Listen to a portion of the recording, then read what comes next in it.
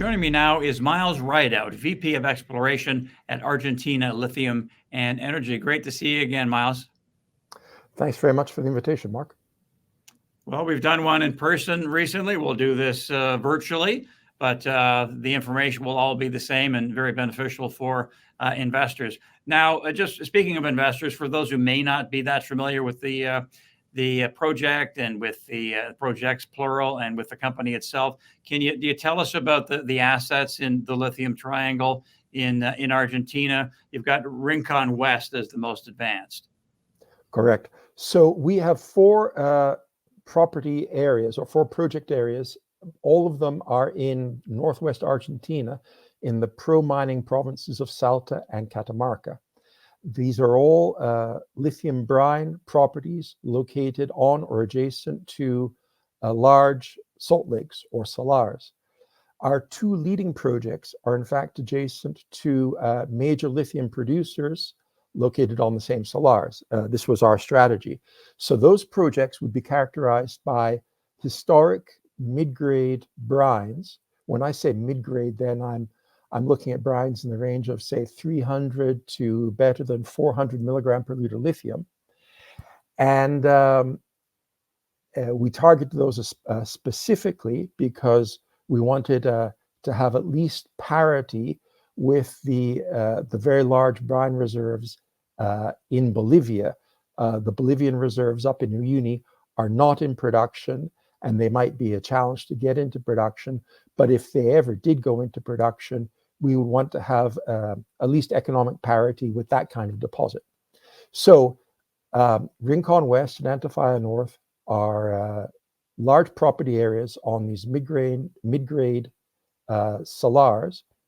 At Rincon West, we are adjacent to Rio Tinto Mining's Rincon project. And we have 11 drill holes completed thus far. We're doing another 3. That drilling has demonstrated that we have the same quality of brines on our project that Rio Tinto has with their resource.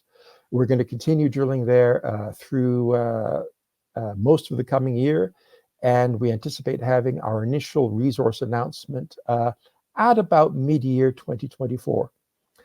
At Antofalla North, we have a similar circumstance. Our neighbor to our immediate south is Albemarle Corporation. Albemarle is the world's second largest lithium producer, and they have a very large, a massive, in fact, mid-grade brine resource, similar in grades to what I mentioned for Rincon.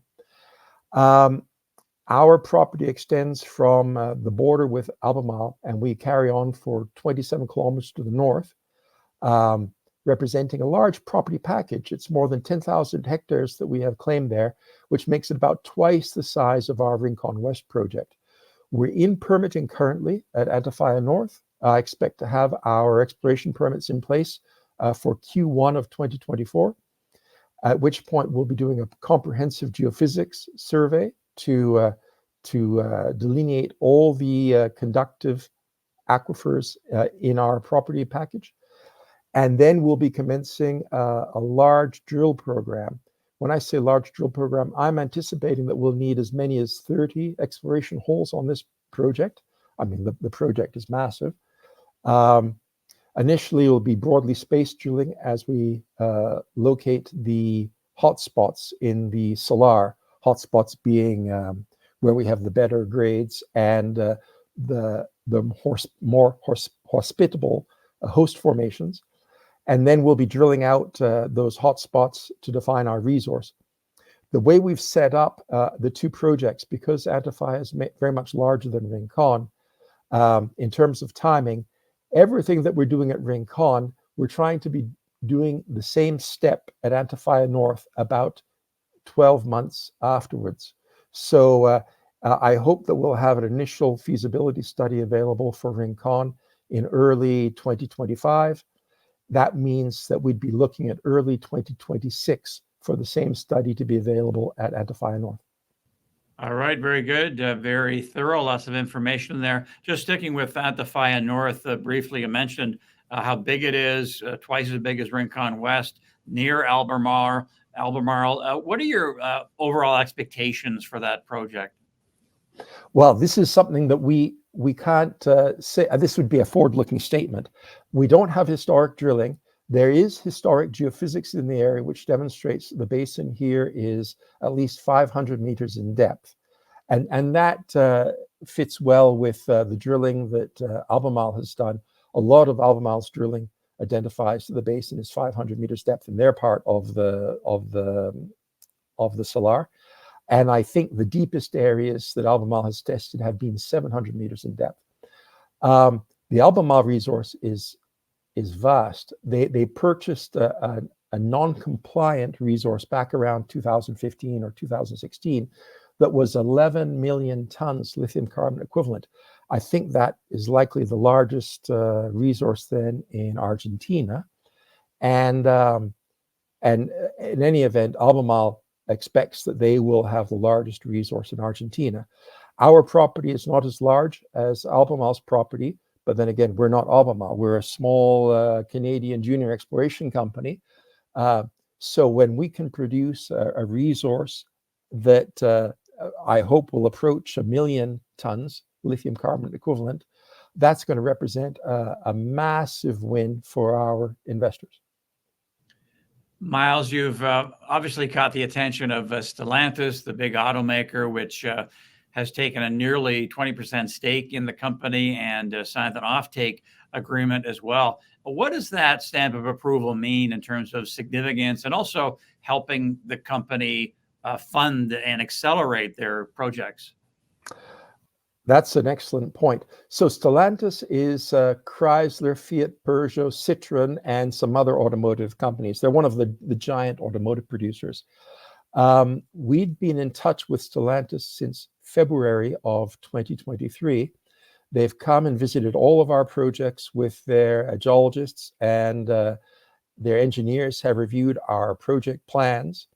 And we concluded this agreement with them, the funding agreement, in August of this year. So I think from Stellantis's perspective, they recognize that they're investing in an exploration stage company, but I think that they like our shot at getting our projects into production. And that is their main objective. They, as we work through the negotiating process, they made it very clear that they want us to move as quickly as possible to production on all 4 of our projects.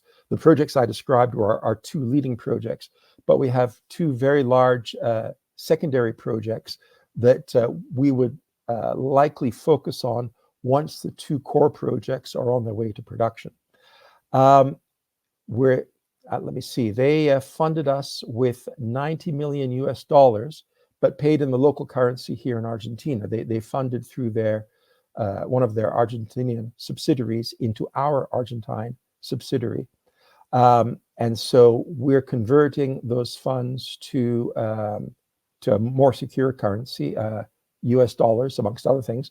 And we've also been paying forward certain things that we require, option payments, drilling contracts, things like that. We've been acquiring them so that we can preserve the value of that investment.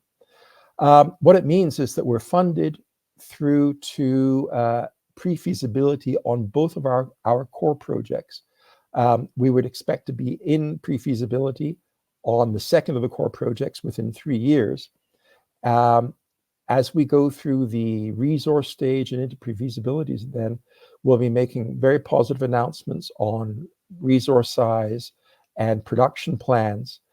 And for our investors, it means that we'll be taking these projects, which are essentially discovery stage projects, right through to pre-feasibility without needing to go back to the market and refund the company. We're fully funded to get to that stage of pre-feasibility on those core projects.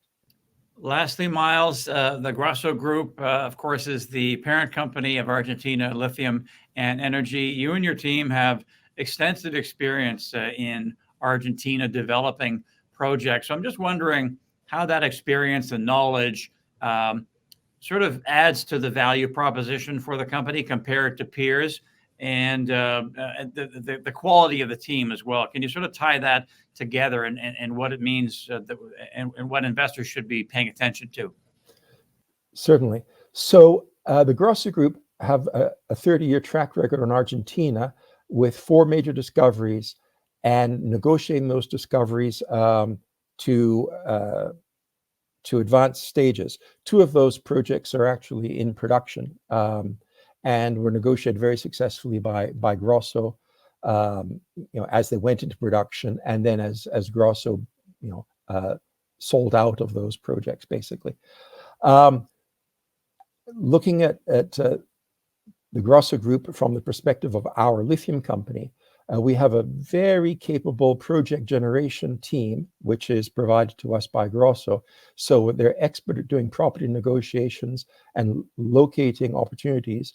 And then as we do the negotiating process, so this would be whether we're talking about properties or on service provider agreements, or in fact with Stellantis, we've had an excellent negotiating team provided to us by Grosso so that we can really get the best deals for our investors. And I'll just make the point as well, with the Grosso Group having 3 companies active in Argentina, and we're sharing a lot of resources then with those 3 companies. And it means that we have a shared office space that we only pay for a third of, and legal team and everything else. We have very high quality teams which punch far above their economic cost to us. So I think that we're delivering the best possible advantage to our investors and seeing the investment dollars stretched to the furthest possible. It was great to catch up, Miles, and to get some new information on Argentina lithium and energy. We appreciate it. It was a pleasure chatting. Thank you. All right, Miles Rideout, VP of Exploration at Argentina Lithium and Energy. Thanks a lot for joining us. We'll talk to you next time.